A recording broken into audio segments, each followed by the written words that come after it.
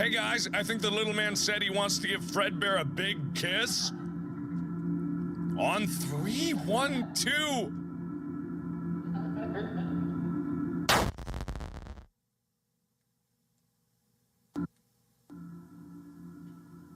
Hey guys, I think the little man said he wants to give Fredbear a big kiss. On three, 1, 2. Was that the bite of 87?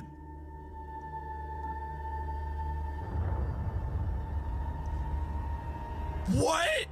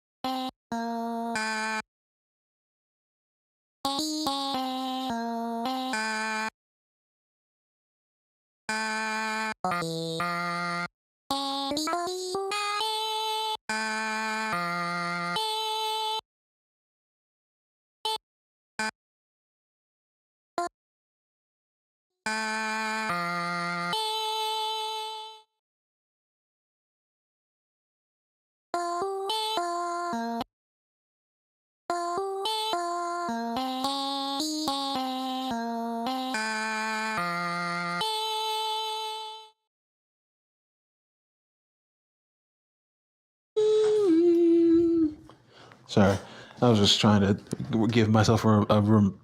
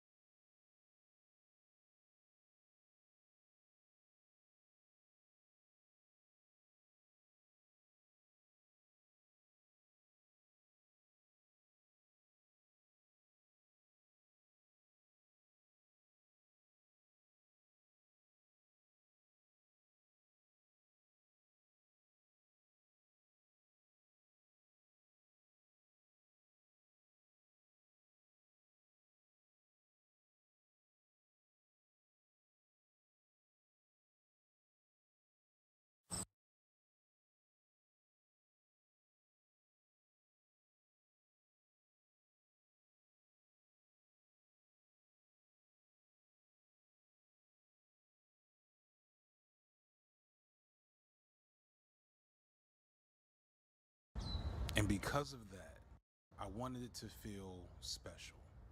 I wanted to find a way to share it with everyone who made it possible.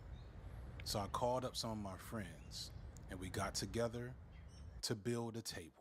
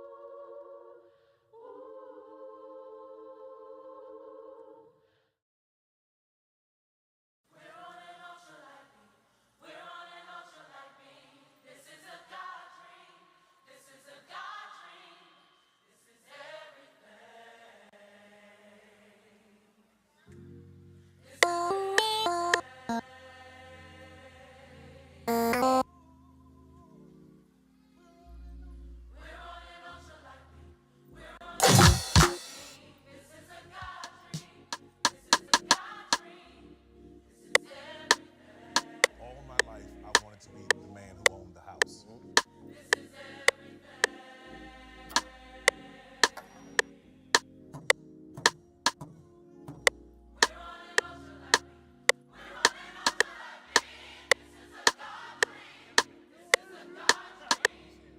Please be careful.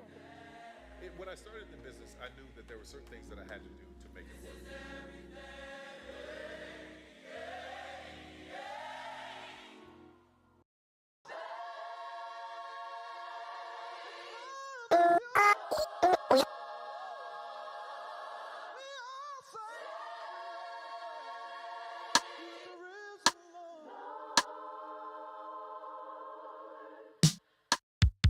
Okay, let's get some important announcements out of the way. Firstly, this video is obviously very long. It's possible that some of you who clicked on this can't believe that a YouTube video could be this long for any reason. Think of this as a Netflix documentary miniseries, and if you need to watch it in parts, that is perfectly fine. I figured that might be the case. You might also be asking why not split it up in episodes then? Well, because YouTube doesn't really like when you do stuff like that. Trust me, I understand it's a long story. This video is split into 3 major parts, so you can stop there for natural sections. Trust me, I am not going to waste your time. Also on that note, it's possible that by the time you're watching this, there might be little chunks of the video missing. YouTube has a really bad system where companies can force you to delete parts of your video or even mute parts of your video because they feel like they own those parts, even though that's not how the law works. But because of how YouTube works, sometimes you don't really have an option. You can either cut the part out or not get paid. It happened to my Kendra versus Drake video. It happened to my Beyonce video. It happened to my Diddy video. It happened to my Charlie Kirk video. It happened to so many other videos. And I'm very confident because of who this video is about that it will probably happen to this video. Despite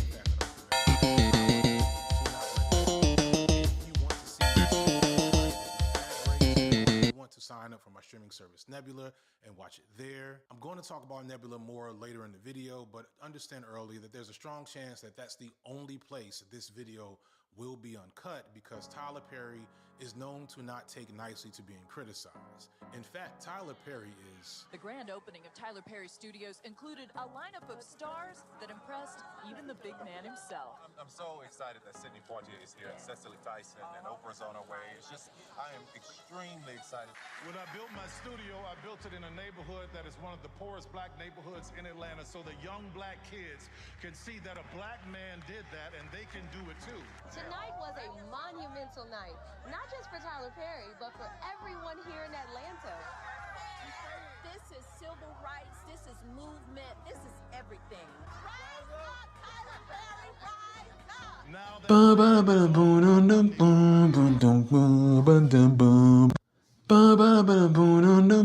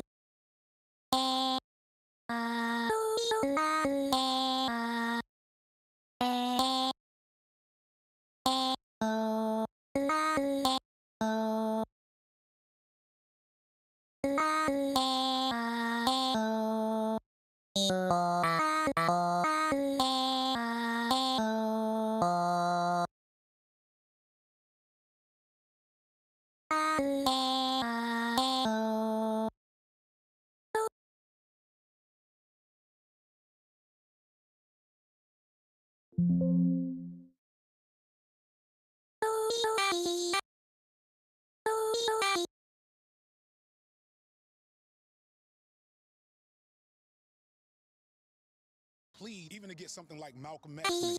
And when Tyler Perry came on the scene, because Spike is not one to hold his tongue, he definitely let it be known how he felt about Tyler Perry's work and success. Because each artist should be allowed to pursue their artistic endeavor. But I still think there a lot of stuff that's on today is pretty buffoonery. And I know it's making a lot of money, breaking records, but we could do better. That's just my opinion. Now, throughout his career, Tyler has been known to clap back at his detractors more explicitly, whether it be through the media, whether it be in his work. I will punch the hell out of you. That is my answer to Spike Lee. Go to hell. I will punch the hell out of you. Whether it be behind the scenes with the Power User mask. But what Spike Lee did, probably the most gangster thing he's done in his whole career. He just outgrew him. He just outpowered him. And in all the work and research I did for this video, probably the most vivid and lasting image I have is of Spike Lee at Tyler Perry Studios' gala celebration opening, low-key begging Tyler Perry for a chance to work with him. That's power. You've been critical of Tyler Perry. Do you think Tyler Perry, are you lumping him in for that? I think of everything I need to say about Tyler Perry has been said. The man's a brilliant businessman. He's doing what he does. God bless him. What do you mean by God bless him? May God bless him. He told me to go to hell. I say, God bless him. He told me to go straight to hell. That's even different. But do you God bless him. A few moments later. One of the most important things that happened is you named the soundstage after Spike Lee. Listen, I don't care if you got beef with somebody, that is what it is. But the truth is, you cannot deny what he has done in the film industry and how he's been on the forefront to help me and everybody else get to the place where we are. So, Spike called me a few years ago, man. He came to my house, flew down to Atlanta. We had a great conversation. And the beauty is, that's what I'm hoping that people understand. For me and Spike is a huge moment. So I'm hoping that we as people start to come together and understand that, hey, everything's all right. Everything's cool. You can have your opinion. I can have mine, but we all are going in the same direction. So I just wanted to honor him for what he's done, man, for sure. What do you say about that? Look, I love Tyler. You love Tyler? Yes. People don't know this, but I went to his house. He tell you? I know he told you. I just tell you, I wasn't going to front. I mean, I was going to... No, we're cool. Yeah. We're mad cool now. Yeah, you're mad cool. Yeah. My criticism of him was just the imagery.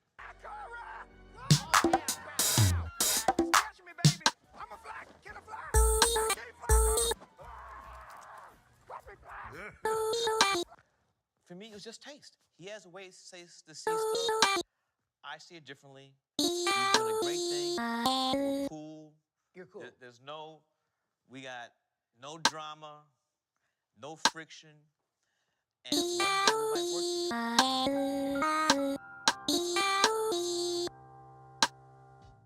He's one of the richest, most successful, most prolific, hardest working, and most powerful directors in all of media of all time. Period, full stop. There's no joke there. There's no pithy way to undermine it. That is just the truth. And I don't mean just black director. I mean director, period.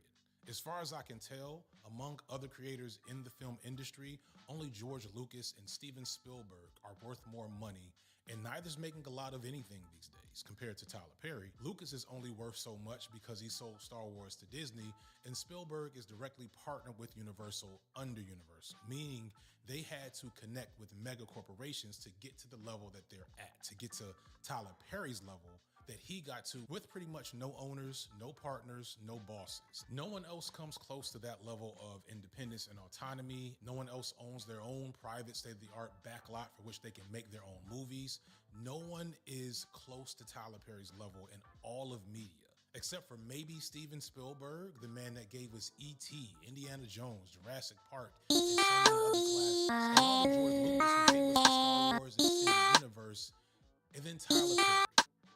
Tyler Perry has directed 14 different films starring his original character Medea, a 6'4" caricature of a large elderly black woman loosely based on his own mother and aunts that he dresses up in drag to play. All that said, if Tyler Perry has no masters and got all this money and power on his own, shouldn't he be universally seen as a great black inspirational figure? Shouldn't he be off limits for a video like this? Those of you new to the channel might figure that I'm just going to clown Tyler Perry for how bad his movies are.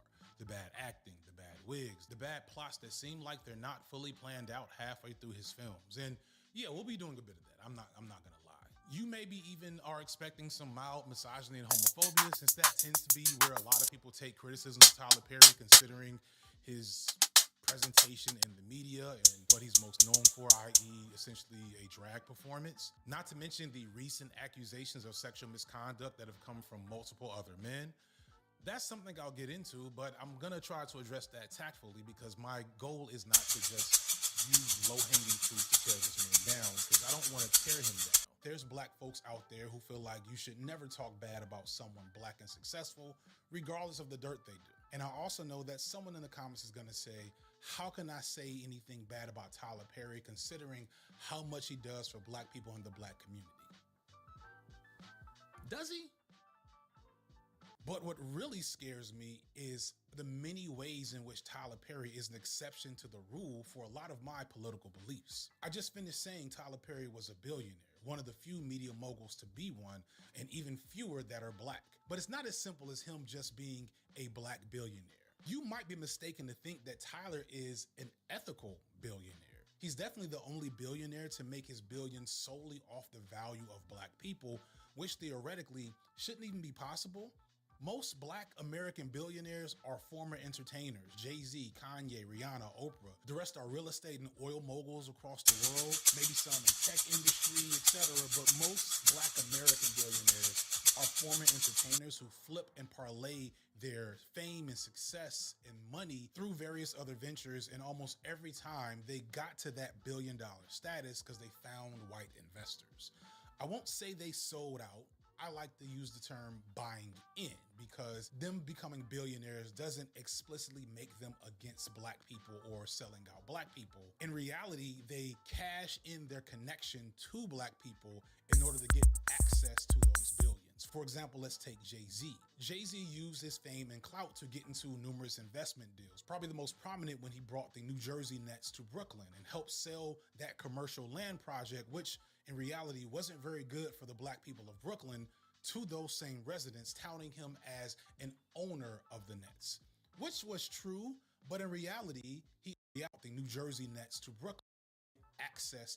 They cash in their connection to white investors. I won't say they sold out.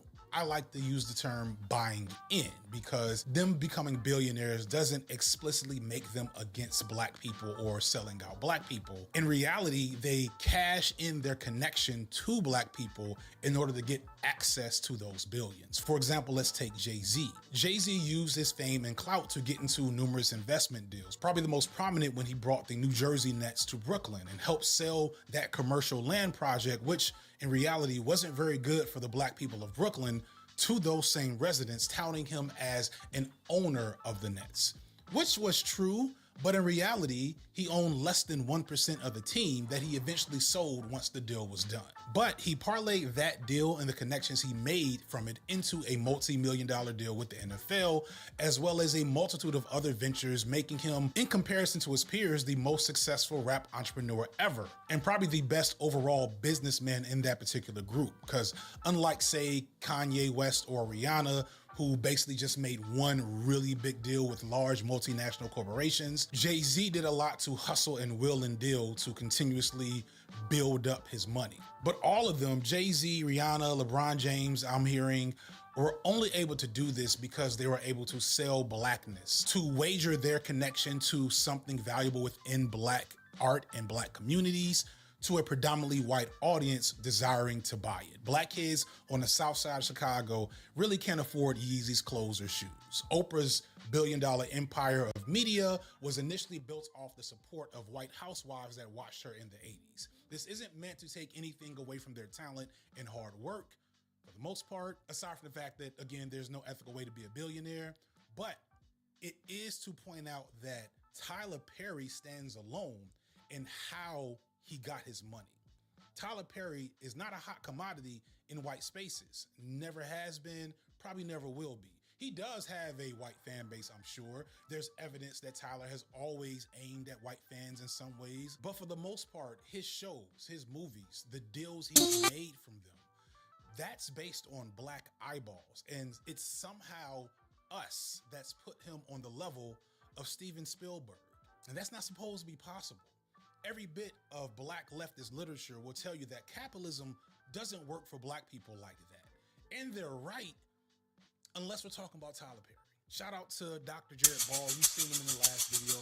Great book, The Myth of Black Buying Power. All that talk about $1 trillion of black buying power for black people, pretty much bullshit.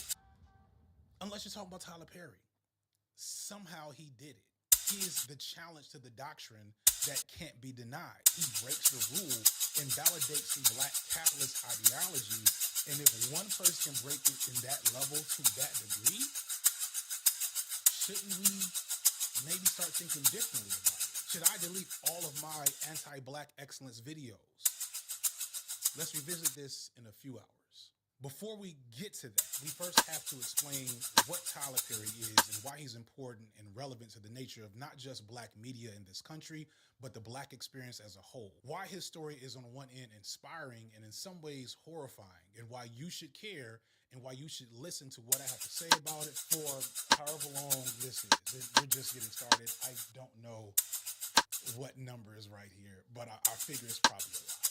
And it's a lot because there's so much that we have to talk about. There's so much I want to say, and that's because, yes, this is the Black Media Breakdown.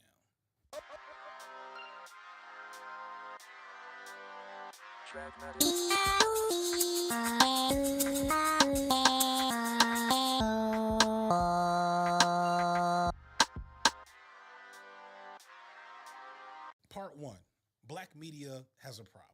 I want to start out with a bit of personal lore. We'll get to Tyler in a second. We got to establish some things and lay some groundwork. And with that, maybe tell you a quick story from my own childhood. A story that probably explains why I am the way I am when it comes to black media, in fact. It's 1995 and I'm in 8th grade. The town I lived in was in maybe a transitional stage for the neighborhood because it was at one point a predominantly white working class community that was becoming predominantly black. And this meant that in my middle school, we had new, younger black teachers coming into the community to teach the black student population that was becoming more prominent, but we also still had older white teachers that had been there forever and a predominantly white administration. Although I was lucky because I was in Mr. Scott's class, both in 6th and 7th grade. Shout out to Mr. Scott, by the way, one of the best men I've ever known in my life. Sadly, Mr. Scott could not save me from this coming canon event in 8th grade. This is before DEI or critical race theory or even just race consciousness in how we organize schools a lot of times. So a lot of these white teachers that were still in charge were just not socially equipped for the predominantly black student population they were dealing with, but they were trying. The problem was that they didn't know what they were doing, so some of those tries were really bad decisions and them trying to cross a cultural divide that they didn't fully understand. And one of the ways I remember vividly was their choice on what we would watch at every movie day. See, instead of rewarding us with classic kid films from the 90s, such as The these teachers felt like it'd be more appropriate to show us things that were culturally relevant. So we watched Sounder, The Color Purple, Go Tell It on the Mountain, Roll of Thunder, Hail My Queen. If it had a slave or something that looked like a slave in it, we watched it every other Friday at Dirksen Middle School in 1995. Now, I'm not saying I was a young Huey Freeman at this point in my life, but I knew a little bit. I was still raised by Hoteps, and I recognized even then that media wasn't just something we consumed passively. It had an effect on people.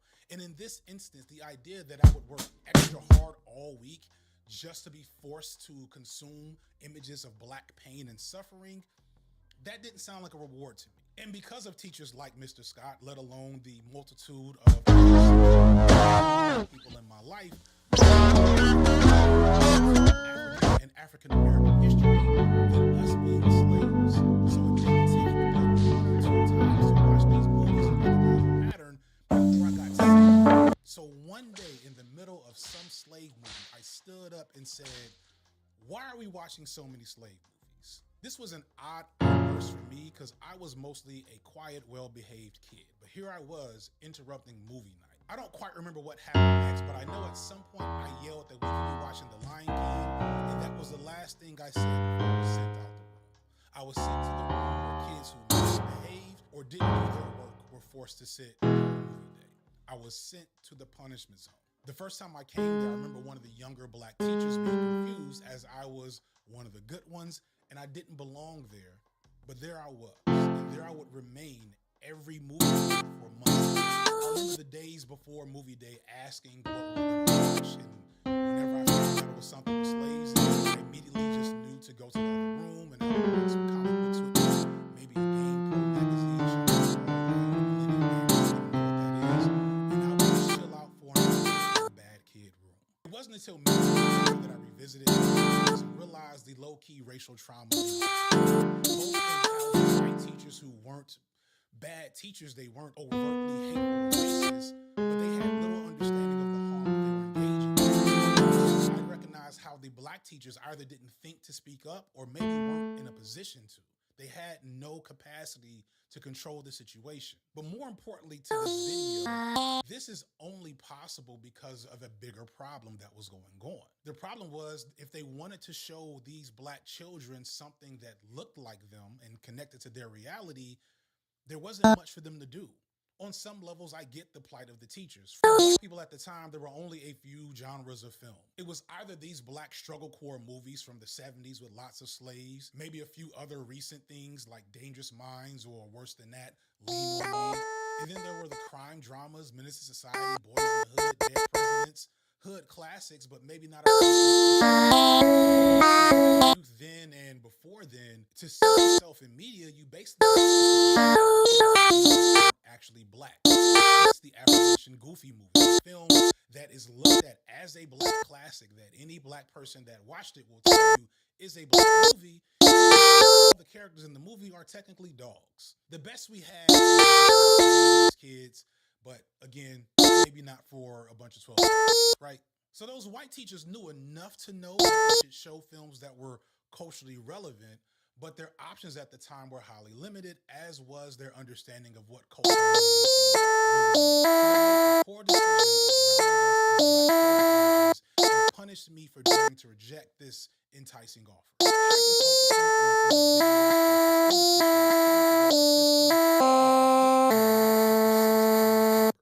And I was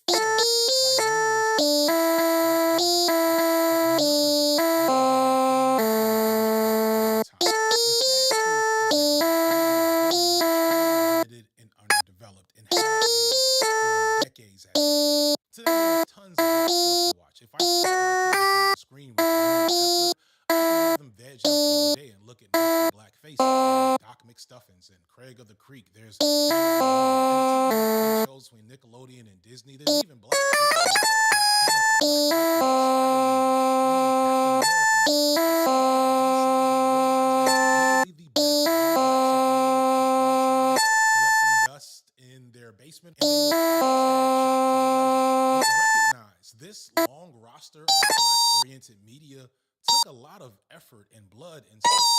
creators over the last 30 plus years to build. And if you know anything about Hollywood, then you also know that all of those shows were undersupported by their studios, and their actors were underpaid, and their original runs were shorter than they could have been, and all the things that we know Hollywood tends to do around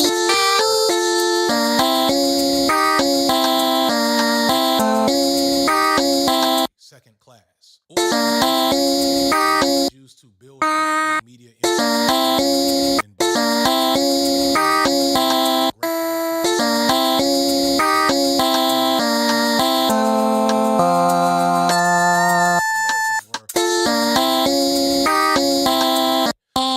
was good class. Family Matters. Sometimes that's a real show. So all my and it's not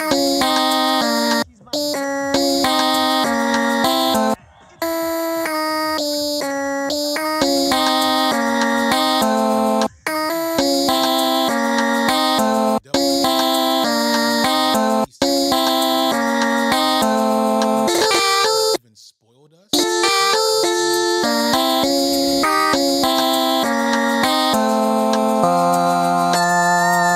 Audience and what we desired. Today shows like, say, Atlanta or Black in part for the white gaze. This doesn't make them bad. Atlanta is one of the greatest shows of all time, but it's not the same as what A Different World was back in the 90s. Both Atlanta and A Different World have the same fundamental challenge. They're both beholden to the power of the pen within a predominantly white administrative structure that cares more about the bottom line than the quality representation of Black life in their media. And over time, networks like Fox, UPN, and the WB would slowly abandon the Black audiences they built up with great shows and slowly replace those shows with other shows explicitly targeting a white audience, because that's where the big bucks were. Black audiences were valuable, but they were never the top dollar to seek out. So we would always have to be prepared for short-lived success and scraps in the aftermath once our work, our value within the media machine was done. So my teachers back in middle school were only able to so mishandle that situation because they existed in a media environment that severely underserved Black people, especially Black youth. And even today, in a much healthier and varied state, there's still a ton to be desired in terms of the access to resources for Black people to tell their stories, all of their stories. This is why I talked about Ryan Coogler so much in my last video about Sinners and his distribution deal. For those under a rock or that didn't watch that video, which you should definitely watch after you finish all of this, finish your whole plate. Sinners, directed by Ryan Coogler, was a box office smash. It's the highest grossing horror film of all time, the second highest grossing original film since the 2010s. But more significantly, Coogler got a special deal with Warner Brothers to give him the rights to the movie after 25 years. Coogler was the first Black director to get such a deal, and a big fuss was made of it. Coogler has proved himself a unicorn, and our tour Black director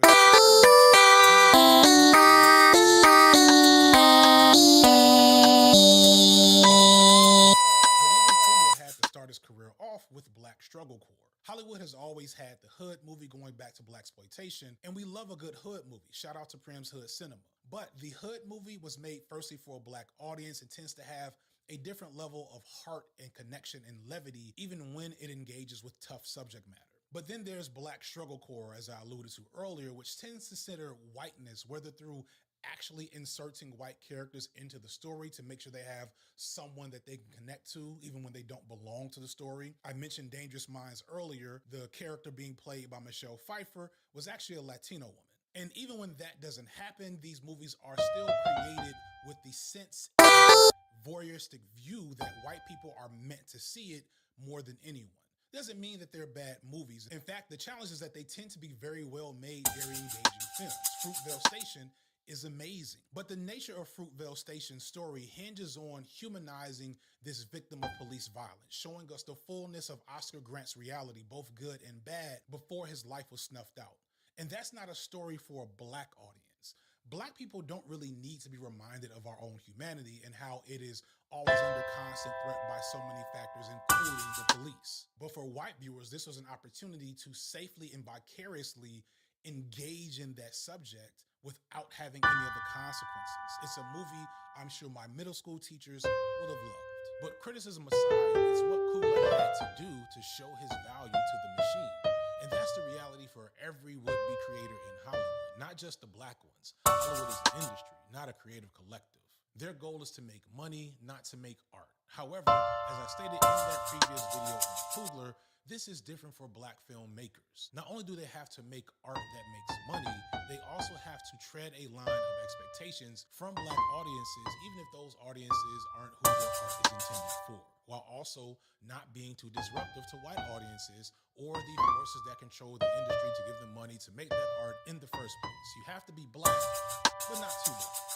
Just having us understand that we're at a disadvantage because we're black and this is not our time. Right. We've got to come in and understand how they play the game. Sure. And realize that we can get in and get to what we want to get to by not selling out, not doing anything crazy, but by understanding how they play the game. This barrier has pushed some of Black Hollywood's most talented and successful creators to the fringes, such as Spike Lee and Ava DuVernay, two highly successful filmmakers who still struggle to get their films made, even after going through the proven rites of passage for the machine.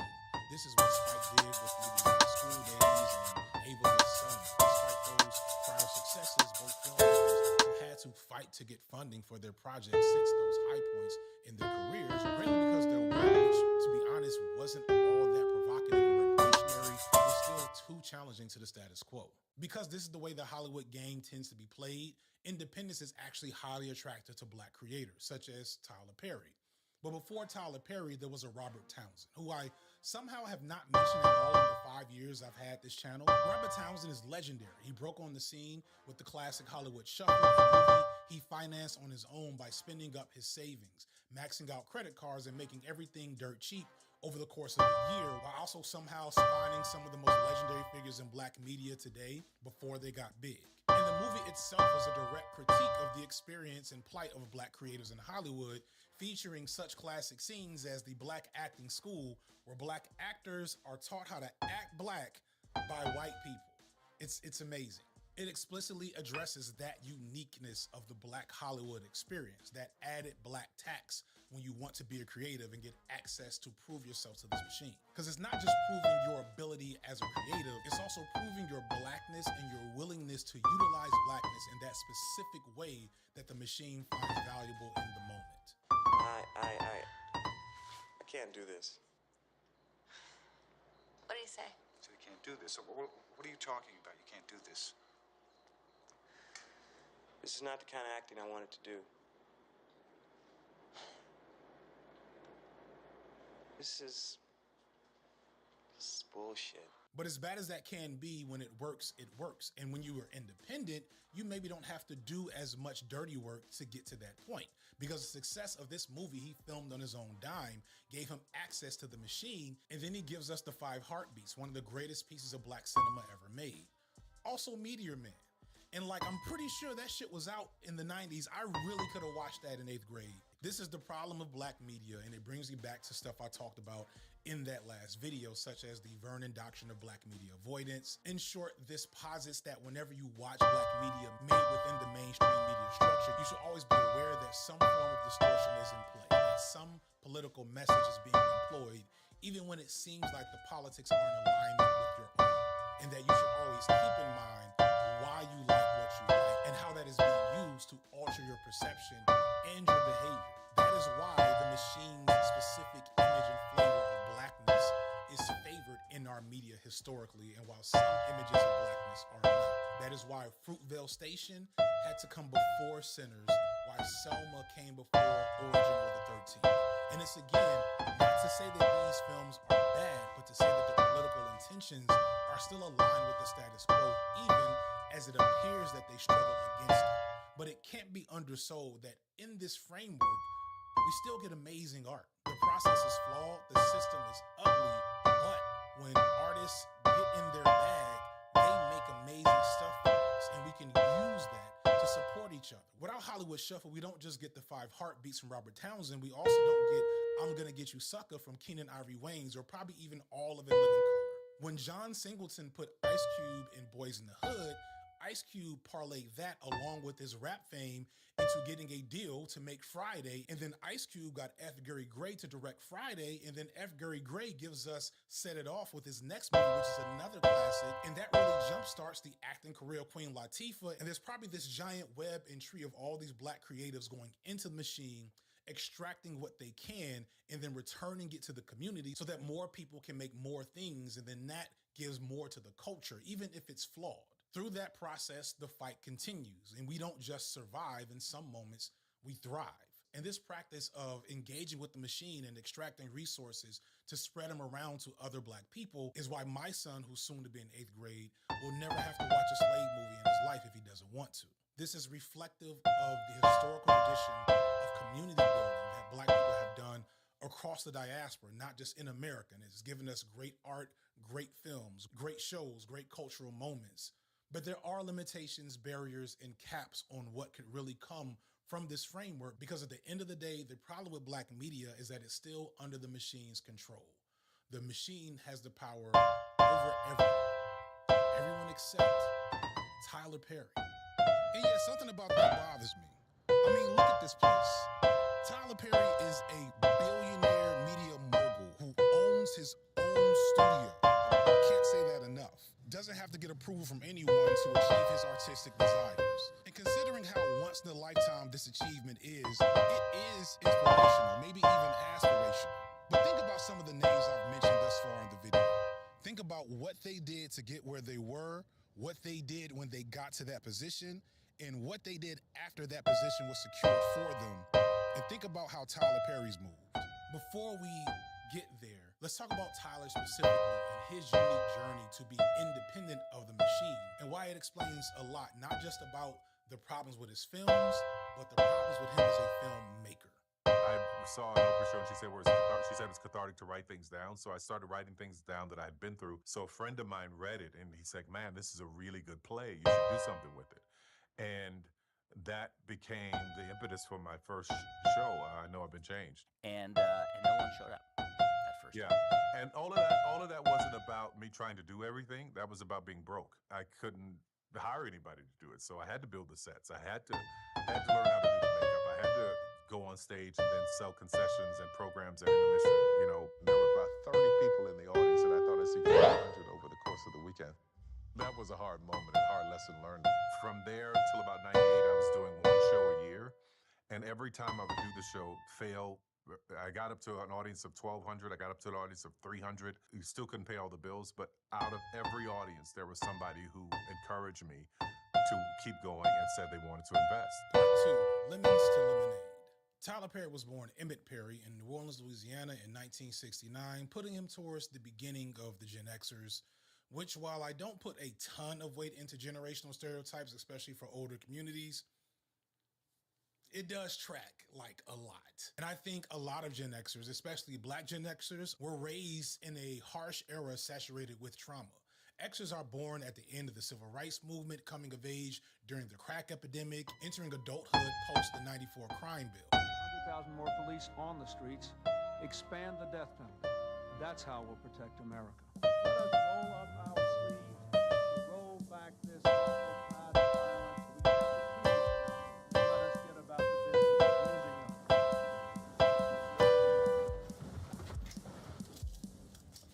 They faced a harshness that would make the average black millennial or Gen Z curl into the fetal position. Like most other major cities, Boston has declared war on drugs. Many people don't like the police crackdown. They say some innocent people are caught up in the sweep. Start of another hard year in the Big Easy. 4 shot at Mardi Gras. Then 4 others gunned down in this house in what's being called the Ash Wednesday Massacre. Scared to come out here. How come? What makes you afraid to come out? Pocketbook gets snatched, and all that junk, man. You ain't coming out your house at night like that. So you're literally held captive in your own house, huh? That's right, that's right. What do you think has solved the situation? Clean it up. Perry grew up impoverished and in an abusive household. And the abuse Perry survived was universal. He was physically abused. He watched his mother and his siblings suffer abuse. And he was also sexually abused by both men and women. It cannot be understated that for all the negative attributions I'm going to hurl at Perry, he is first and foremost a survivor. And this survive mentality can be seen through his work and the moves he's made as a businessman over his career, pushing him to develop his capacity as an actor and creator to begin with. Perry says that in order to survive his trauma, he would often dissociate. He would make up stories and characters and people to engage with when the reality of his life was too overwhelming.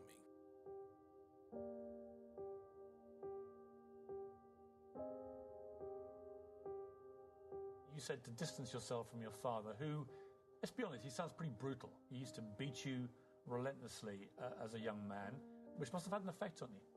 Yeah, well, of course it did. His first set or playhouse was a space under his porch where he would go hide when trying to avoid his father. To say that Perry has daddy issues would be an extreme understatement. His father was the arbiter of abuse in his home, and at times he resented his mother for allowing his father to stay around. What makes things worse, but in some ways explains the abuse, is that the man that Perry thought was his father was actually not his father.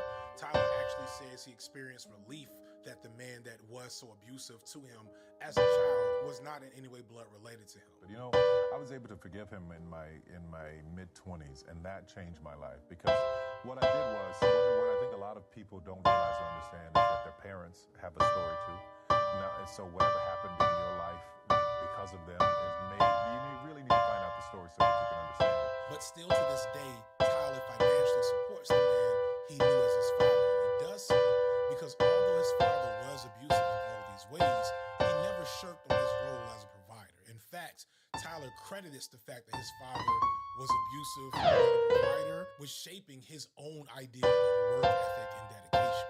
This concept of forgiveness, of perseverance, is so incredibly key to understanding Perry both positively and negatively. Perry credits his ability to forgive and persevere for making his success possible. But as you'll see later, this framework that he's abided by has a downside. Maybe not necessarily for him, but definitely for everyone else. Man, one thing my father gave to me is the man had the most stupid work ethic I've ever seen in my life. Rain, sleet, hurricanes, lightning, he was going. Even though we don't speak, he gets a check every month. I bought a house and he's taken care of because I'm giving him exactly what he gave me. And I feel good about that because no matter what he did, he still made sure I had food on the table, right? So coming from that place, watching his work ethic, I definitely have that, because I don't know what kind of man I would have been had I seen a man that didn't work, that was laying home on the couch all the time, you know? So, yeah. I don't think I have to do a lot of explaining to engage with how unintentionally revealing that is about Tyler Perry as an entrepreneur and a business owner and a filmmaker. The fact that he credits his abusive relationship with his father for shaping his own capacity to work and run his business is not something to just be passed over. Tyler also credits his mothers and his aunts with shaping his world. Tyler had an undying love for his mother, who was his only solace for most of his life. They were incredibly close, and when she passed in 2009, Tyler states he went through a deep depression. And the Medea character is loosely based off of his experiences with her and his aunts, both in the character's bombastic and comedic stylings, but also in the toughness and tough love ethos that is inherent within the character. The other highly significant force in Tyler's early life that we have to engage with is the Black Church. I hope to one day make a standalone video about the Black Church in the future, so I'm going to gloss over some things here. The Black Church deserves a deep discussion on its own, but you cannot engage with Tyler Perry as a media fan without recognizing that his success and power is intrinsically tied to his connection to the Black Church, and the Black Church's most important marketing demographic, Black women. Like, what was the underground, behind-the-scenes moves that you made to create, like, relevance for yourself? Church, man, and Black women. Okay. Man, Black women, it's like Maze right now. Maze hadn't done an album since 1911. Right on. But they can sell out a building, an arena right now because that loyalty. And these women that I went to church with, that I grew up with, you know, I was speaking a language that they understood because of my mother and my sisters growing up with their hip, watching their pain and all the hell that they went through. So that they endeared to me, man. I was cousin, uncle, brother, you know, and they have been my sole support the whole time. Perry came up in the church, and for a moment he thought he might go into theology. However, he surprisingly didn't have the knack for preaching. This didn't stop him from engaging with the church. However, his plays all follow in the long tradition of the gospel church stage play. While later in his film and TV career, Perry would divert from overtly religious themes and messages more consistently, everything about him in his earliest days as a playwright and his first films is based on the gospel stage play tradition, as well as what's often referred to as the chicken circuit, or more appropriately today, the urban play or theater circuit. In the 1900s, while still under Jim Crow, the Chitlin Circuit was essentially a loose network of theaters and venues where black music and art and plays could be seen. Not every black artist at the time was in the Harlem Renaissance. There was only one Duke Ellington, and many black musicians, playwrights, and performers were only really viable in black venues and had to travel from venue to venue to make their wares. But the threat of Jim Crow and sundown towns made the perspective of touring music or a film a hazardous activity, so this network of venues became integral in establishing the who's and where's of where black art could be seen for decades in the South, Midwest, and Northeast. It eventually earned the moniker of the Chitlin Circuit. I'm not quite sure why and where that term was first used, but it is highly appropriate for this arts movement and for Tyler Perry in particular because of the nature of what a chitlin is. For those who don't know, chitlins are stewed pig intestines, and they are known for a strong, bad odor that they give off when being cooked for obvious reasons. Chitlins date back to slavery, many forms of cuisine created out of necessity by enslaved Africans due to the fact that they were often disallowed from getting the more viable parts of any farm animals. Slave owners would take the key parts of any animals for themselves, or for sale would leave the remains to the slaves, who eventually developed large staples items such as animals.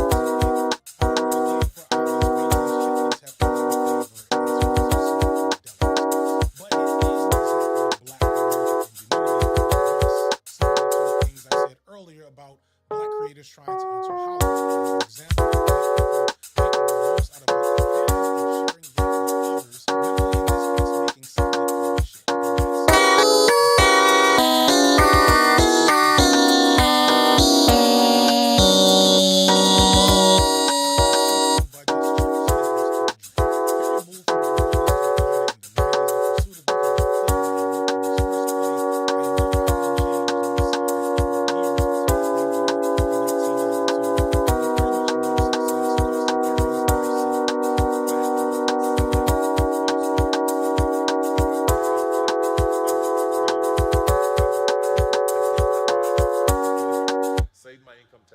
Saved about $12,000, and I moved to Atlanta, and I decided to put all the money into this play called I Know I've Been Changed, my first show. And I thought, I'm going to put this play up. I know it's going to be successful. I know it's going to work. I'm going to see 1,200 people over the course of a weekend. I put all the money in. I rehearsed it. I hung the lights. I had everything ready to go, and nobody showed up. There were 30 people in the audience, and I knew all of them. But he didn't give up. He continued to work on and refine it while building up his resources to the point of being homeless and sleeping in his car for a second. But 6 years later, he brought it back with a vengeance to sell out crowds, giving him enough resources to eventually rent out the Fox Theater, which he also sold out, and gave him more resources, catapulted him to the top of the Chitlin Circuit and really beyond it.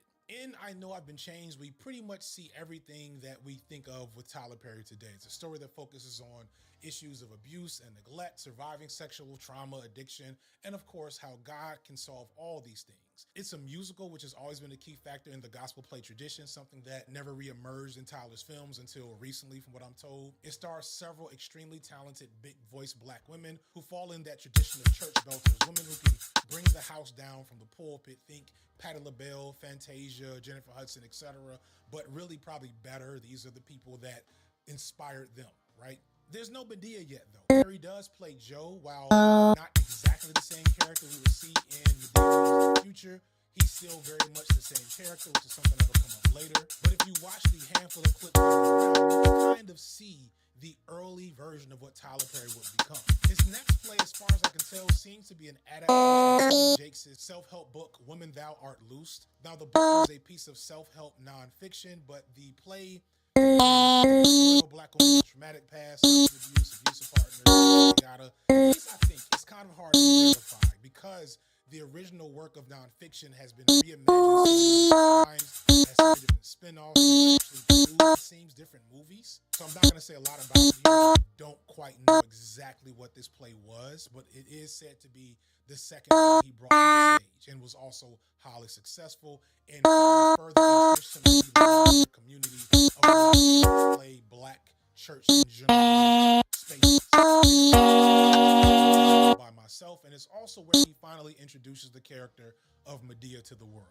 Medea was actually intended to be a small role in the play that he did along with another actress, but when that actress no-showed a show, Perry ended up having to rewrite this role on the fly.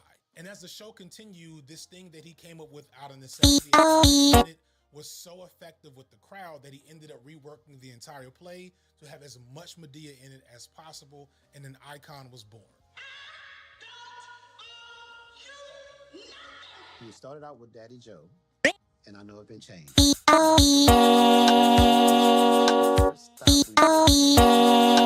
It was Medea and another artist that was supposed to be in the play. Sold all these tickets out in Chicago for her to be there, and she never showed up. So all these people come in looking for her, and she wasn't there.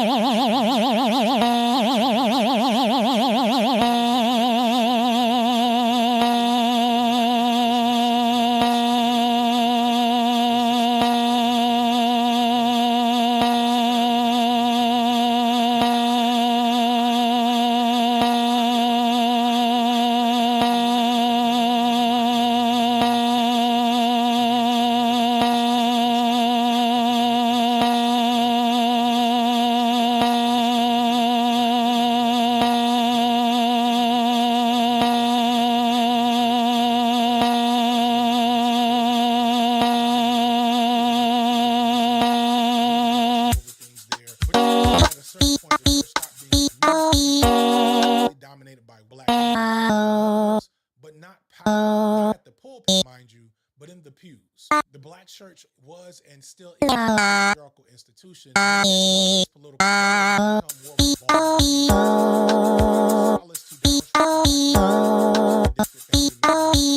for some from the society at large.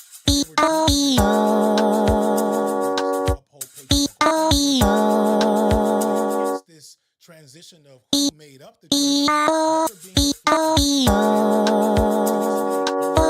10% of black churches are ran by black women, and this also reflects his success and his ability to constantly rely on that audience, even when he's the most into his art. There's virtue in some of Tyler's work that we will discuss.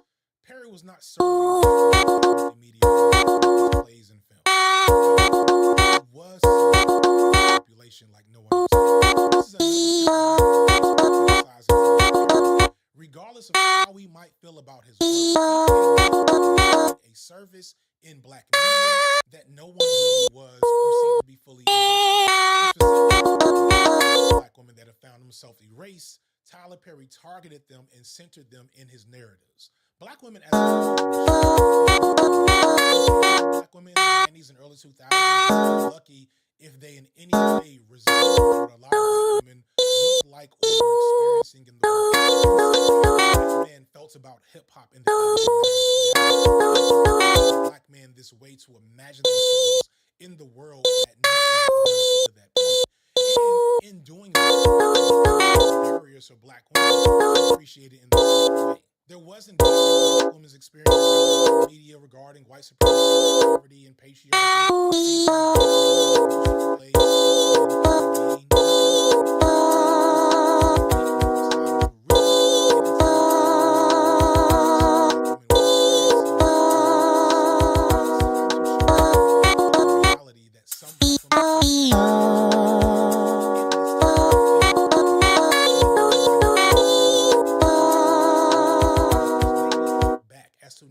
To contribute to further black men in the media for generations. Perry in fact, he reveled in it. Perry was willing to put out there everything black women were going through, emotional black men, in the hands of other black women, and self-worth, and trauma. Perry gave voice to no one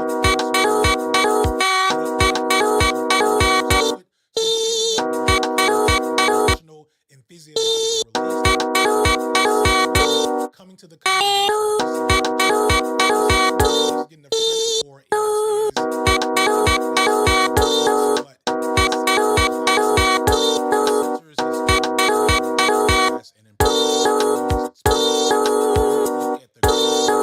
black women-oriented media and entertainment, it tends to skew toward a petite bourgeois image. Shows like Insecure, Girlfriends, Living Single, Being Married,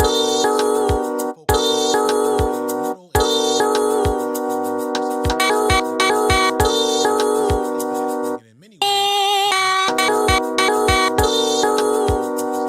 media, women on the whole are the most educated population.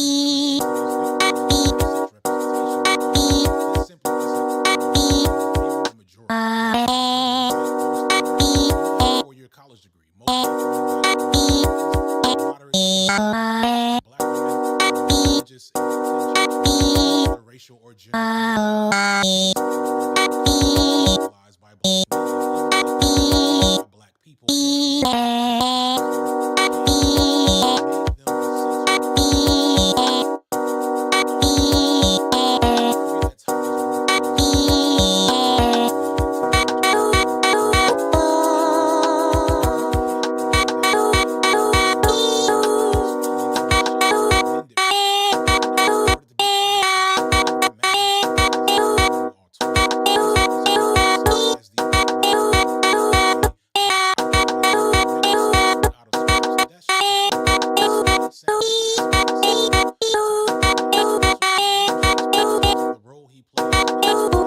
In society, as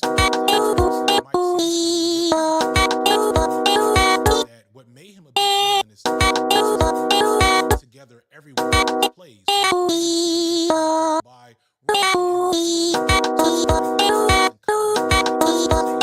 to go to even if you were a second generation like mine, you likely there are other media substance abuse issue that we discussed.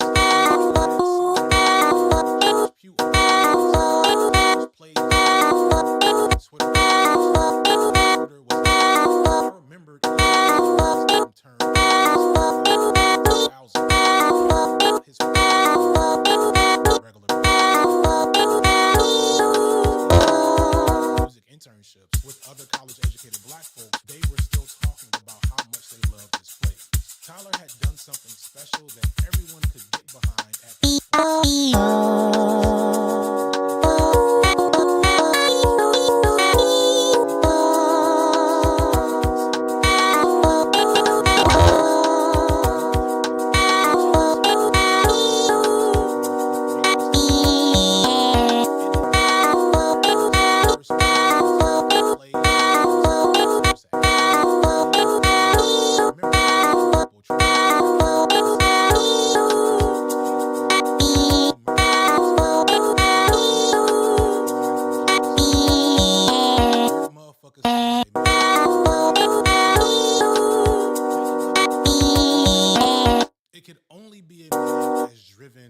and I mean that sincerely. You need to be talented for a TV deal, before the state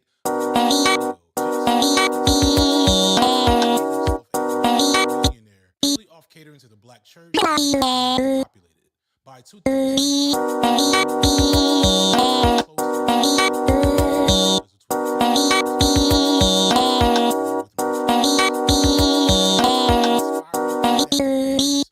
I can't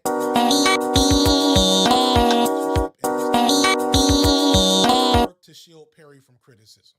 Whenever people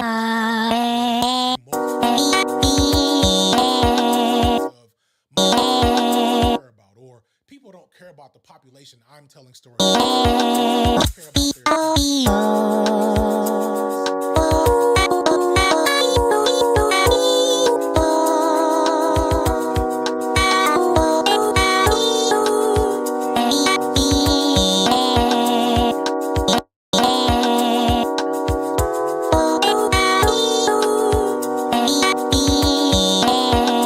at the time. We'll get to it. And we didn't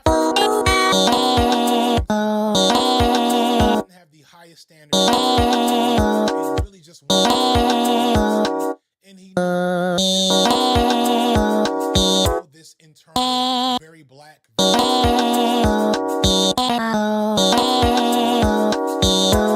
is where Perry not where things. This is actually the fourth has called studio, and obviously the most. He's in Northwest Atlanta, and then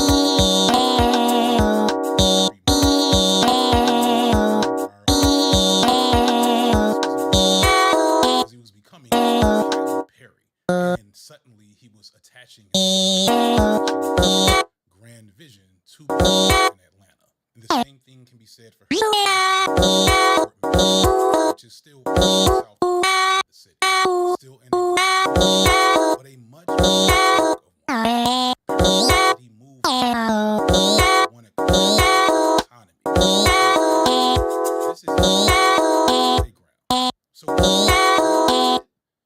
what is Tyler all of this power? What is he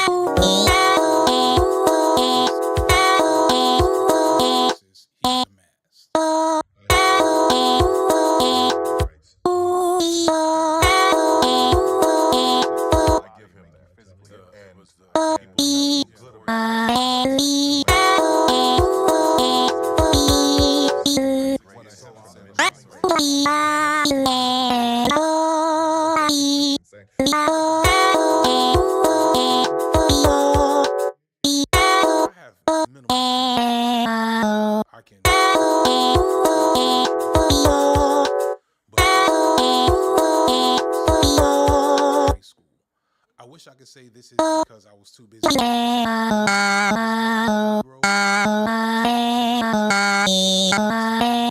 And less student loan. Yeah, I have no excuse.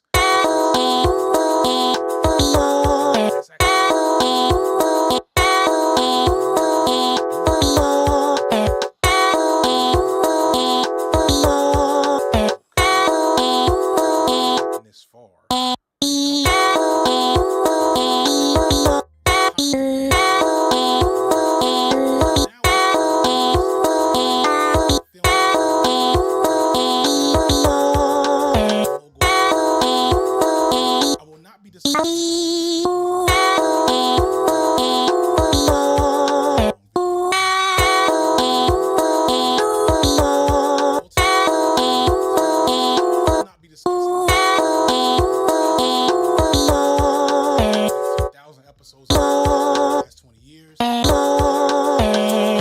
We'll discuss this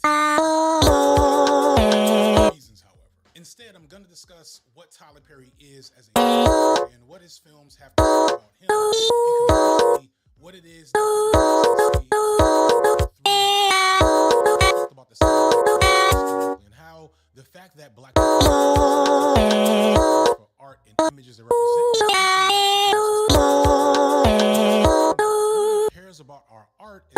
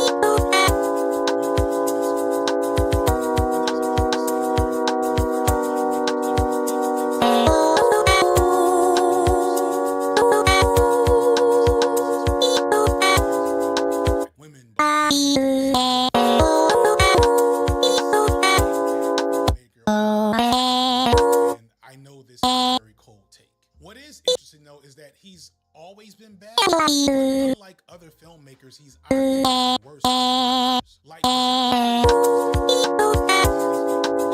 thousands and the 2010s are really much better of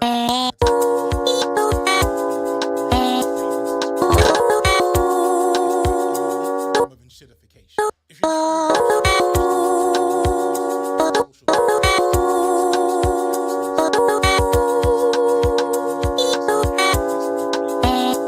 redesigned to be worse because it's become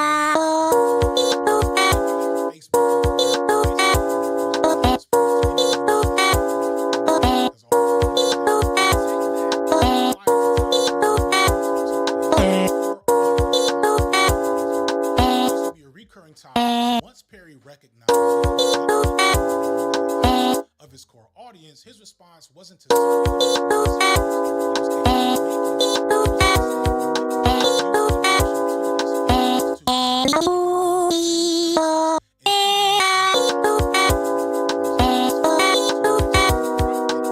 in turn makes his content much worse. And subjects that filmmakers were talking about or exploited. Also, folks need to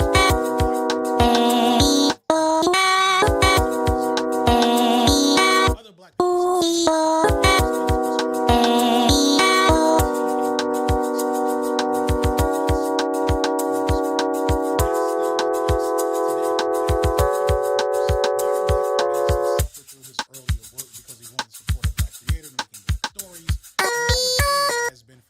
to give less and less effort over time.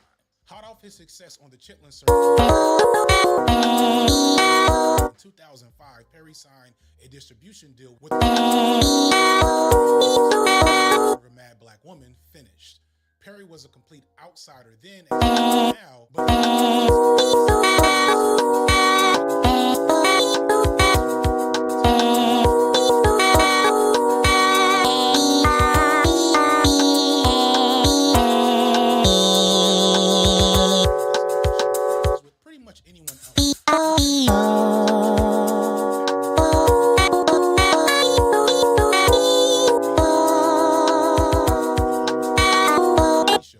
filming at a breakneck pace and on a shoestring budget and being completely in control. There is the infamous post he made years ago about his writer's room being empty because he is the sole writer.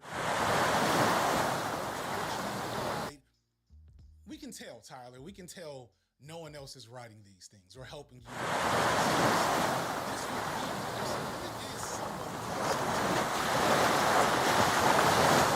Perry is greatly recycling the same.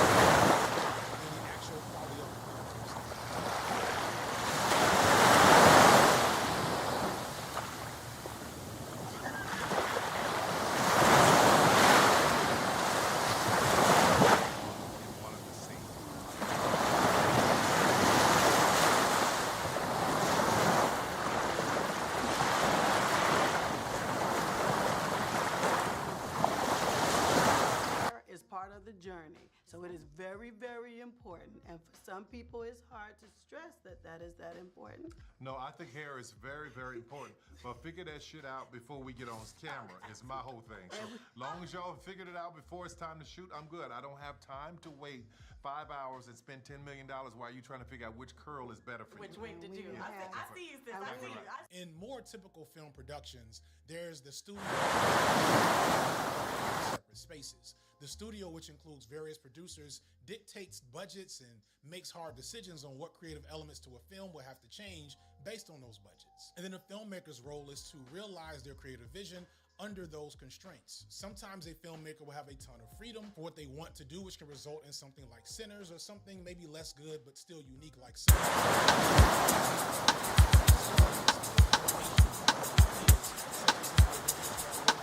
In a perfect world,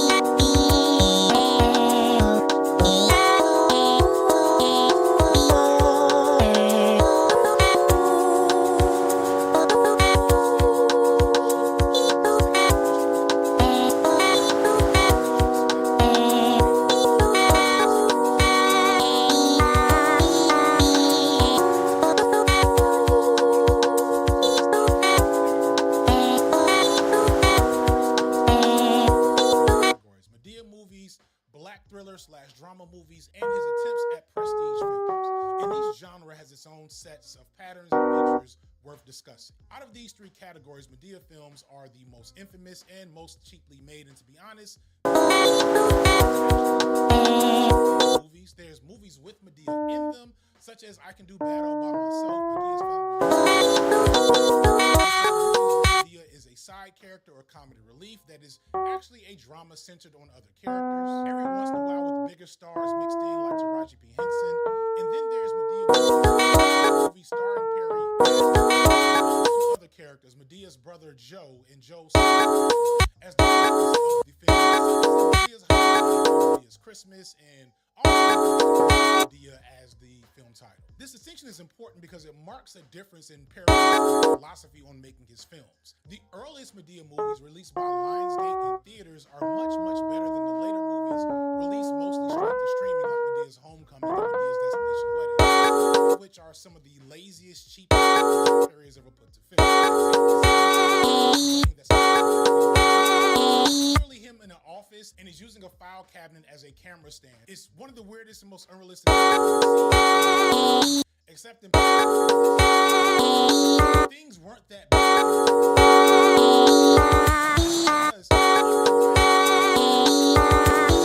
By himself as a filmmaker, he felt the need to be wherever else. He's like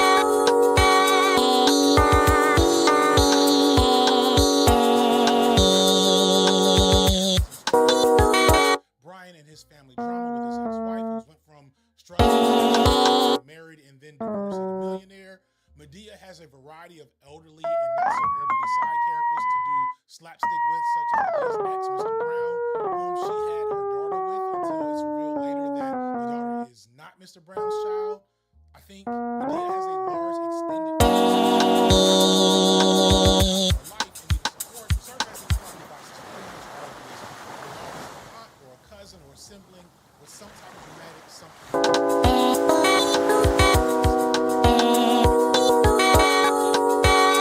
There's entire scenes of many of these movies with Perry just talking to himself. It's actually kind of impressive when you really think about what's happening here. It's the most technically impressive thing that Perry does consistently. And the way he does it makes you sometimes forget he's literally talking to himself. And they're incredibly indulgent. Compared to Perry, he's actually a pretty engaging and magnetic character actor, and he has a great screen presence, whether as Madea or whatever other characters he plays that's not Brian. He was good in Gone Girl.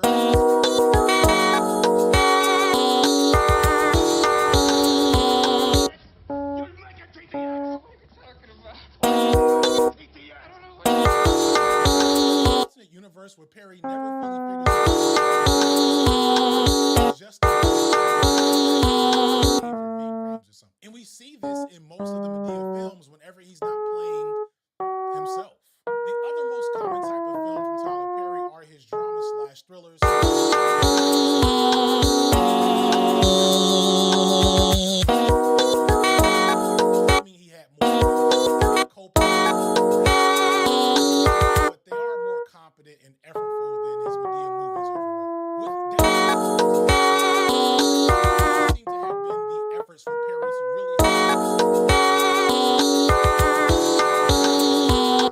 actors, often without Medea, in order to get different audiences to come that were probably turned off by the Medea character. Something to note going forward is that none of Tyler Perry's movies have been box office juggernauts.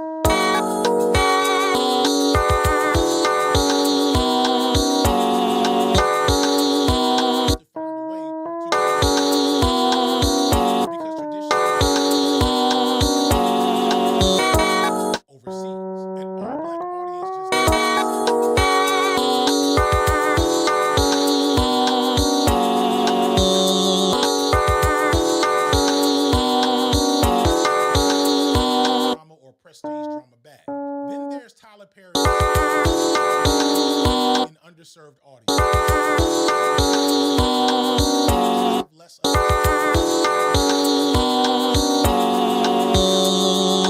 there was that one movie that I watched 500 times in college starring Harrison Ford.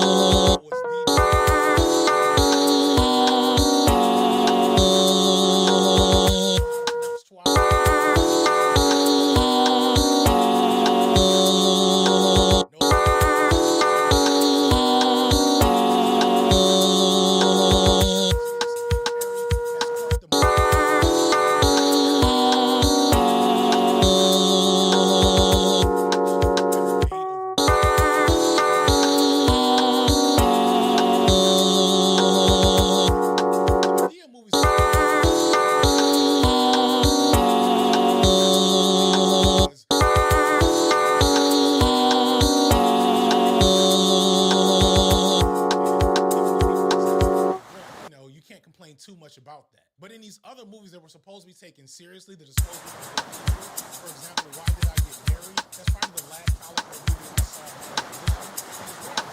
Just how bad he was as a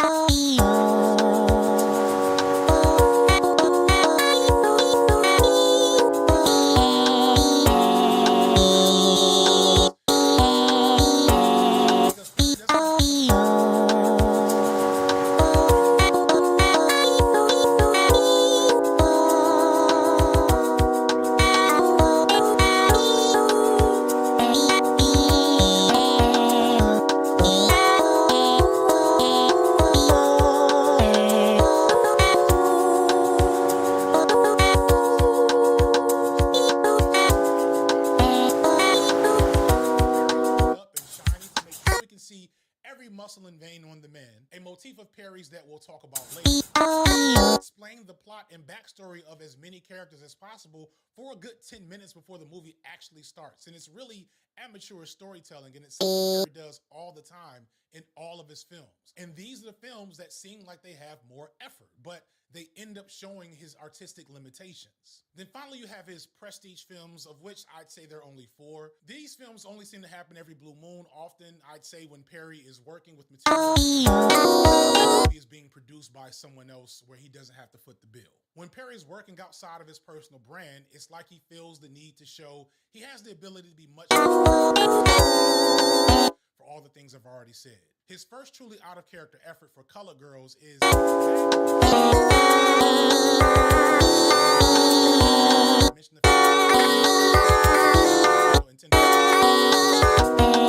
Stewart and take full control.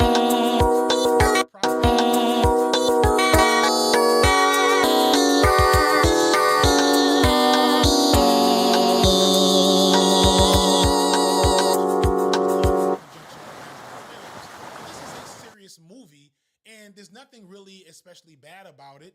It's competent but unremarkable, although there are some elements in it that reflect Yes Man is a film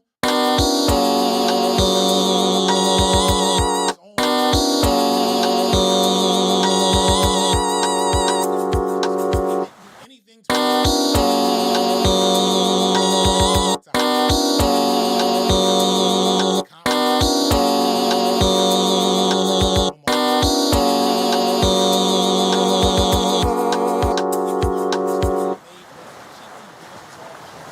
spot in, I think, in like a week.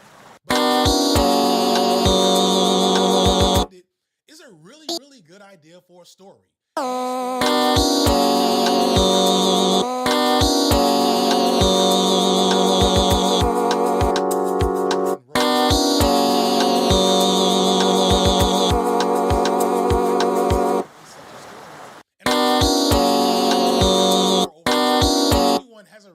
snap, it's probably black women, especially this one.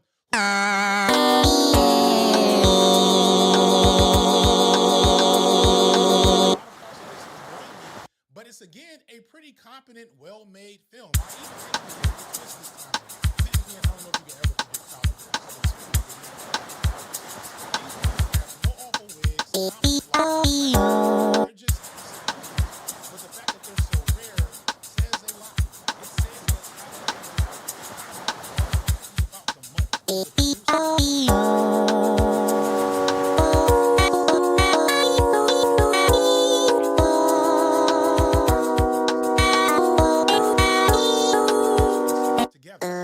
when he wants to be, can be funny. He can come up with some interesting story ideas, but that's not his primary goal in the creative process. For example, one of the worst late stage deals where out of the blue, Tyler Perry comes up with this sketch where Follow Medea back in time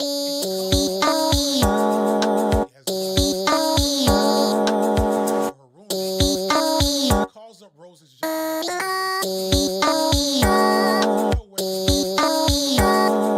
again and finds her on a bus. Then we realize that Rose Get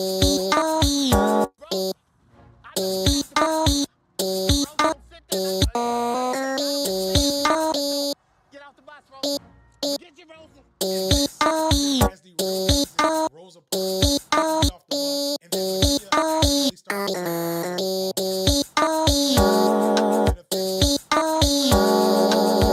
laugh my ass off here because it's so bizarre and creative that I laugh. And I'm thinking to myself, this, where is this? Why are we doing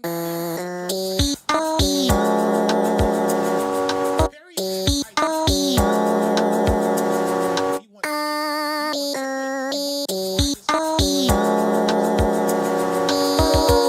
what he's capable of putting out because he knows with the product and his audience will watch it regardless.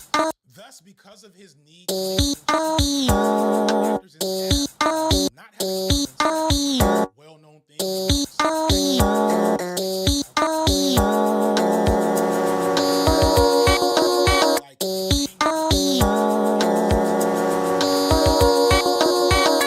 always seems so bad in his movies. He's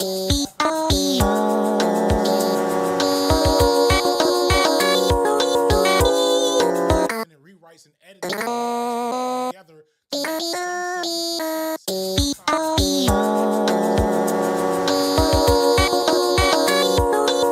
one of the characters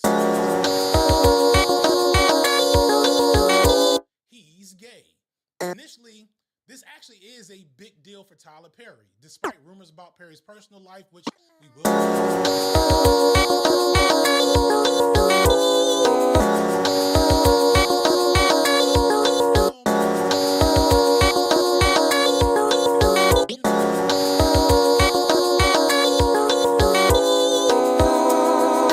Unfolds. Initially, the audience is led to believe that this character is coming home with his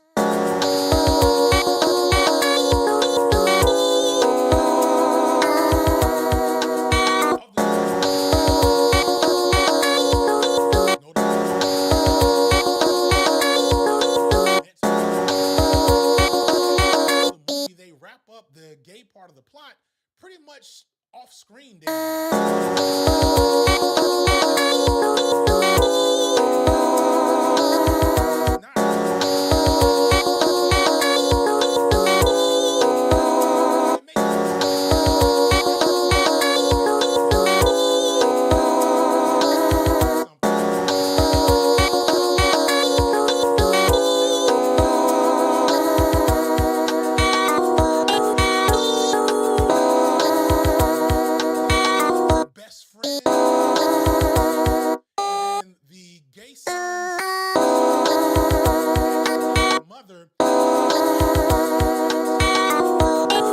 Miss Mabel.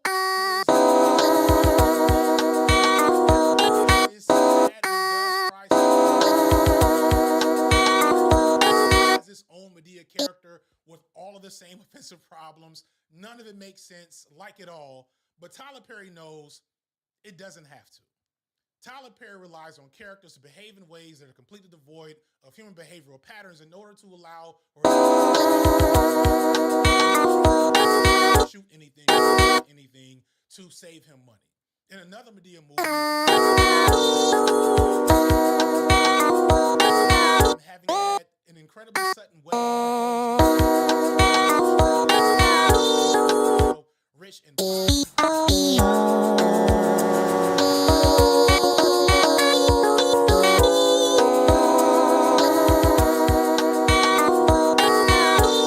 girl's life. The seemed to be perfectly fine with her and is listening to her to get married to a man that only the mother, father that raised her all the time is completely in the dark about the whole situation. And then we meet this guy at a dinner that looks like it's at Red Lobster, but you know, whatever. In this scene, this guy that the daughter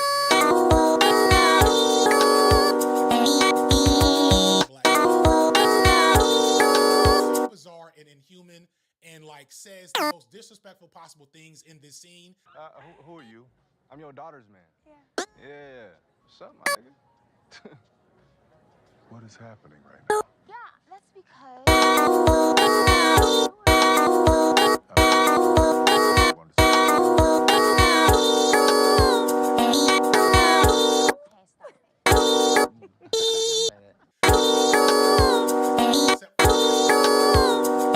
We just have later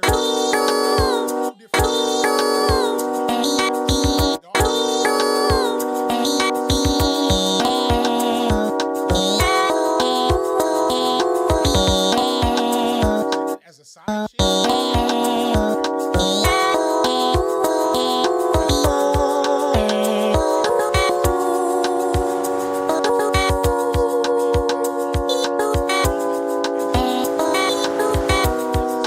This entire thing. She just looks around and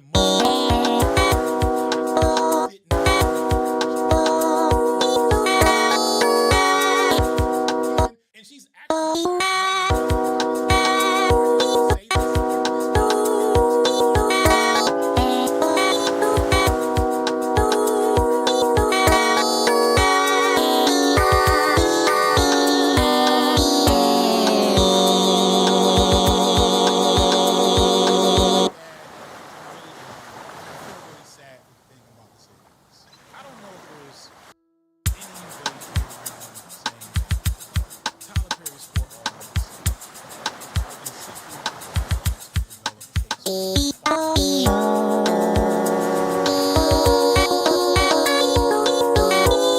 snobbish or to offend anyone, to not fall into the trap of being someone who points at something that brings others joy and looks down on you.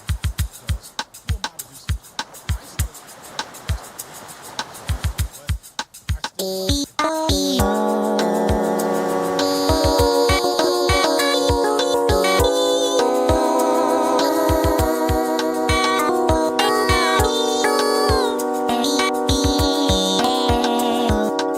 Perry's audience. Trash rules in this country at this point. Remember the Blue Collar Comedy Tour? That was a huge thing in this country. Joe Rogan is still one of the top figures in all of white media right now. The Hawk Tour girl went from being a meme to a multi-millionaire because she said, Hawk Tour, spit on that thing. The real question is, who's Jesus? That's the real one. And one of the weirder ones that people think this is a stupid take, but I don't care. Jesus was born out of a virgin mother. What's more virgin than a computer? So if you're going to get the most brilliant, loving, powerful person that gives us advice and can show us how to live, to be in sync with God, who better than artificial intelligence to do that? Oh my God. Artificial intelligence could absolutely return as Jesus. Not just return as Jesus, but return as Jesus with all the powers of Jesus. So clearly this is just the meta right now. So there's a lot that could be said about what I would say is a purposeful degradation of media taste in our modern capitalist systems, media production apparatus. When people aren't given variety in their media diet or challenged with different things, they will develop shitty tastes. For an extended metaphor here, I was a latchkey kid growing up. And I would get home and get in the house and I would be by myself. And sometimes I would be hungry. And so my mother kept cans of Chef Boyardee beef ravioli as an easy snack I could warm up in the microwave myself and eat until she got home to make actual dinner. And sometimes actual dinner was real spaghetti or lasagna made from scratch with mostly fresh ingredients that was pretty damn good. So I learned both to love the shitty stewed horse meat and soggy pasta and ketchup sauce that was Chef Boyardee beef ravioli and cheese or whatever. But I also learned to like real Italian food, or at least real black Italian food. But still, you know, better than shit in a can. But if I only ever ate beef ravioli, how would I ever be able to enjoy actual Italian food without thinking that it tastes wrong? Because it doesn't match what I'm used to eating. In fact, if I were to judge from comments I get from certain folks, or just, I mean, y'all know certain conversations you've been privy to with people that watch certain things, they'll say shit like, ain't nobody watching that deep stuff. What was the line? Rapping like you trying to free the slaves? I can't believe I managed to bring up Drake. I'm sorry, but like that nigga was the top rapper in the world for like a decade and a half. Tyler Perry. I think this is basically what Tyler Perry's core fans are dealing with. They aren't uniquely dumb or bad. They're on par with most Americans when it comes to entertainment, because American entertainment is purposely made to be cheap and low quality for the sake of profit. So in many ways, Tyler Perry is just reflecting the environment that he's built his empire in. But that's kind of the thing that pisses me off the most, because unlike every other black person in the history of Hollywood, Tyler Perry does not have to do this. That should bring me to talk about him more as a businessman, but that's the last chapter of the video, because we have to go a little bit deeper. Because it's easy to point and laugh at bad wigs and inane plot holes, but it's harder and to me more important to explain why his films aren't just badly made, they're bad in their messages and intentions. When I first said I was going to make a Tyler Perry is bad and here's why video years ago, in my head at the time, it was just going to be talking about why his movies are bad in a deep level. Not just technically, but socially and politically. The quality of Perry's work is one thing, but it's another to recognize the harmful ideas they spread and normalize within black communities. To recognize Perry's lowercase c black conservatism for what it really is, and his toxic religion-based authoritarian inclinations, his under-discussed internalized anti-blackness, and to be blunt, his weird psychosexual misogyny and misandry that bleeds into so much of his work, possibly due to his repressed sexuality himself. So we gotta do all of that before I ever start to like pocket watch exactly how this man became a billionaire. If you're watching this on YouTube, it's likely you've already encountered a dozen ad breaks by now. There's also a strong chance that there's been a lot of censorship and different clips in the video being edited in weird ways, considering that Perry is known to be highly petty criticism, which we'll get to again later. And although this should be completely legal, I doubt I'd be able to get through all of these clips without any censorship. So I can take a moment to let you know that if you want to see the video in its form, ad breaks, you can click the description to sign up for the streaming service. I'm going through the details now. This is the section everyone's waiting for. But if you have $3 a month, this and a few other videos, go ahead and click that link. That said, the best way to organize the topic of actually talking about the content of movies is probably a good old-fashioned listicle, since this is maybe the possible last video I ever did. So here are the worst things about Tyler Perry's movies from a thematic standpoint.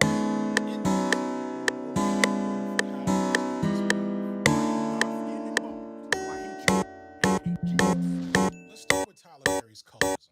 One thing Tyler Perry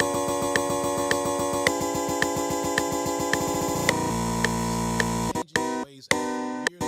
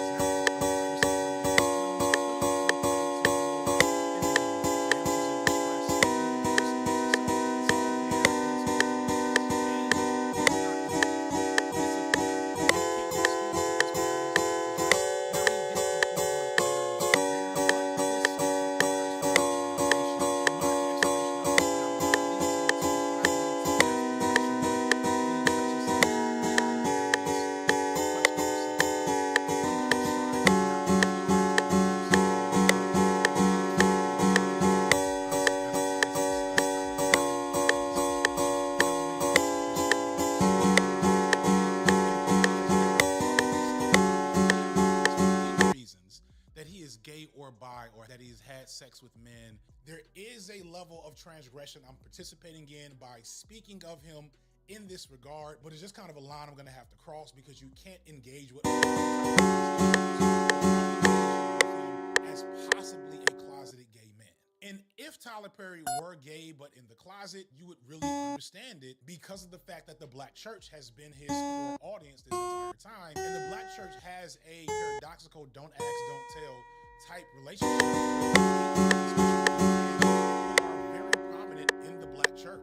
As I stated earlier in the video, the black church is paradoxically an institution driven by black women, but still ran by black men and very much encompassed in a patriarchal framework of how things should be. And because it's so black woman focused, it also attracts a lot of gay black men as there's just synergy there. That's where so much of black femininity, whether it be exhibited by a man or a woman, gets its image and aesthetic.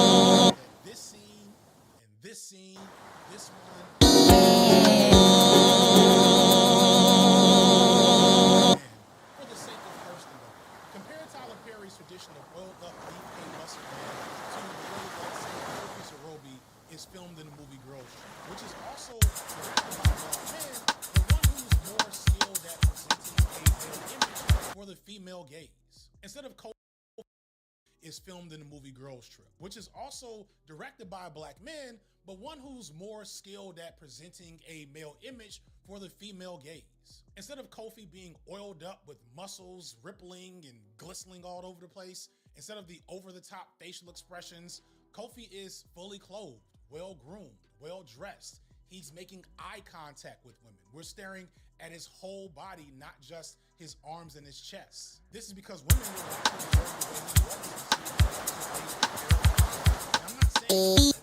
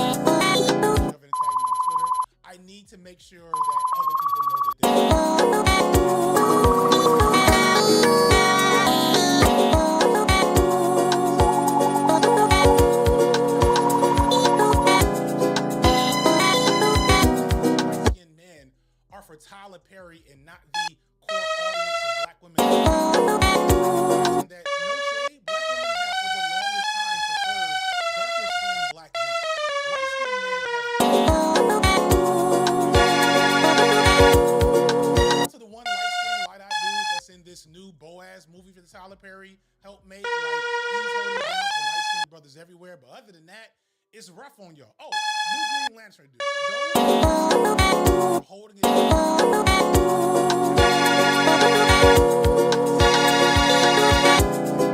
have always been the ideal towards black women. So know that that's not what they're really looking for in that regard. Was his type of woman in his videos. Hideo Kojima, who made Metal Gear Solid games, did the same thing. Of all the things are going to take issue with Tyler Perry about him letting his Gooner brain take over his passing decisions early in his to be honest. But don't worry, we're just cracking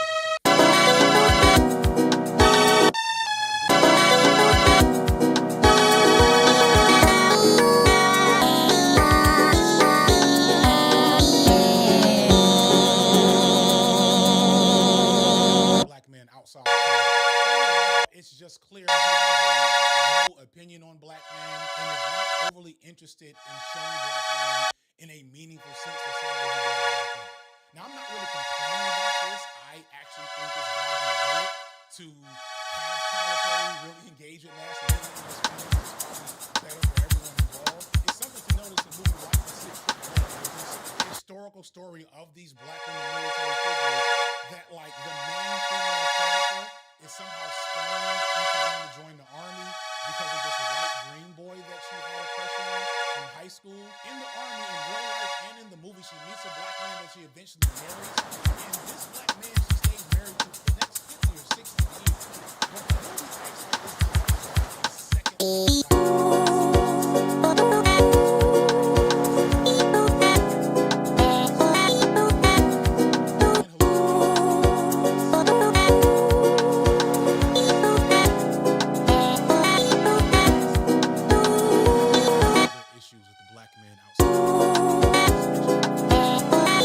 cartoonishly evil villains,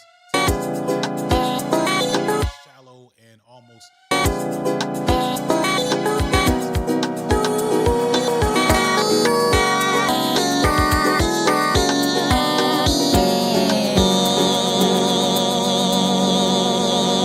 male intellectuals complain about